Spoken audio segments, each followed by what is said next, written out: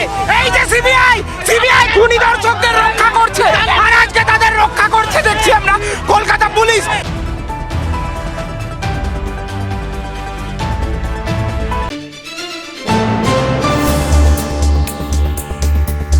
অভয়ের বিচারে গাফিলতির অভিযোগ। বুধবার দুপুরে বিভিন্ন ডাক্তারদের সংগঠনের ডাকা সিজিও কমপ্লেক্স অভিযান ঘিরে ধুন্ধুমার।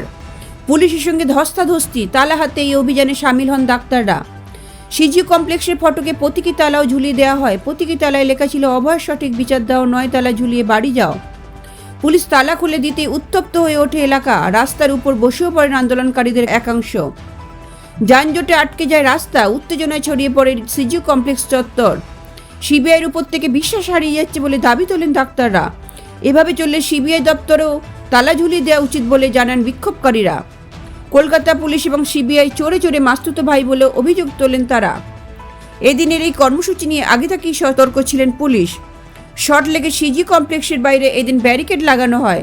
তালা বন্ধ ছিল বাইরের ফটকে। মোতায়েন ছিল বিরাট পুলিশ বাহিনী। আমরা বলতে চাই এই যে সিবিআই খুনি দর্শকদের রক্ষা করছে, আর আজকে তাদের রক্ষা করছে দেখছি আমরা কলকাতা পুলিশ। আমরা এখানে বিক্ষোভ জানাতে এসেছিলাম, আমরা এখানে প্রশ্ন জানাতে এসেছিলাম যে কেন খুনি দর্শকদের সিবিআই ছেড়ে দিচ্ছে। সেখানে আমরা দেখতে পাচ্ছি সিনিয়র ডাক্তার, জুনিয়র ডাক্তার, আমজনতার যে সমাবেশ, তাকে কলকাতা পুলিশ ভেতরে ঢুকতে দিচ্ছে না। আমাদের বোন অভয়াকে খুন করেছে কলকাতা পুলিশ, সেটা গোপন করছে সিবিআই। তার সাকরেত হয়ে আজকে অভয়ের বিচার দিচ্ছে না। আমরা যখন জুনিয়র ডাক্তার, সিনিয়র ডাক্তাররা এই সিজিও কমপ্লেক্স, অপদার্থ সিবিআই, করাপ্টেড সিবিআই, তাদের কাছে যখন আমরা প্রতিবাদ জানাতে এসেছি, তখন পুলিশ দিয়ে আমাদের মহিলাদের, ডাক্তারদের, নার্সদের ওপর তারা আক্রমণ করছে। এর বিরুদ্ধে আমরা ধিক্কার জানাই। এই সিবিআইকে আমরা চাই না।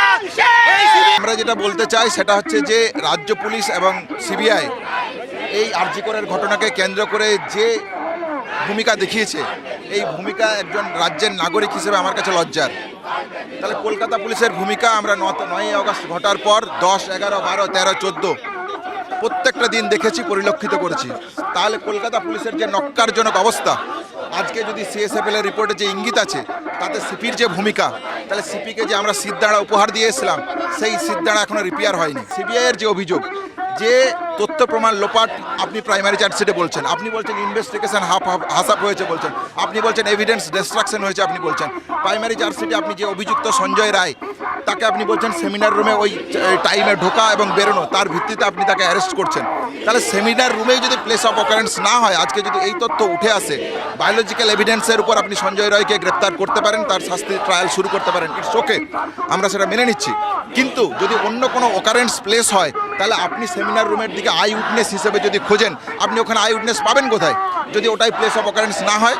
তাহলে এই জায়গা থেকে সিবিআইয়ের এই ঘটনাকে কেন্দ্র করে সারা ভারতবর্ষে আরজি কর যখন ডাক দিয়েছিল, আরজি কর দিচ্ছে ডাক, অভয়া বিচার পাক, সারা বাংলা থেকে সারা দেশবাসী যখন সম্পৃক্ত হয়েছিল এবং মার্ডারের মতন ঘটনায় একটা সম্পূর্ণ দায়িত্বশীল সংগঠন, দেশের সর্বোচ্চ তদন্তকারী সংস্থার যদি এই ভূমিকা হয় তদন্তকে কেন্দ্র করে, তাহলে আমরা বিচার পাওয়ার জন্য আর কোথায় যেতে পারি?